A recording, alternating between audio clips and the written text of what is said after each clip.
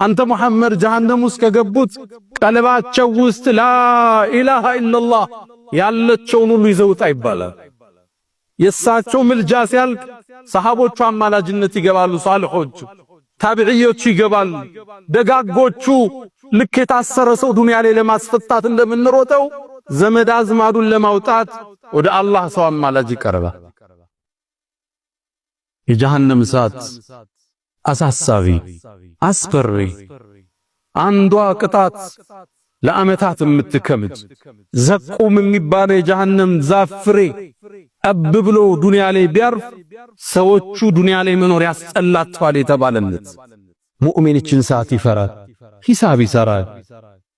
አንዴ በአንድ ሽምግልና ላይ አንዱ ከአንድ ሰው የዛሬ 15 አካባቢ ብዙ ሺህ ዶላር ወሰደባቸውና ካደ።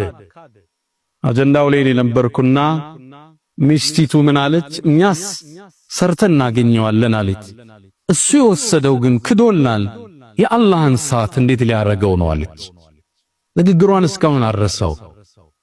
ሙእሚን ሁሌ ይሰጋል፣ ይጠነቀቃል፣ ውስጡ ይርዳ።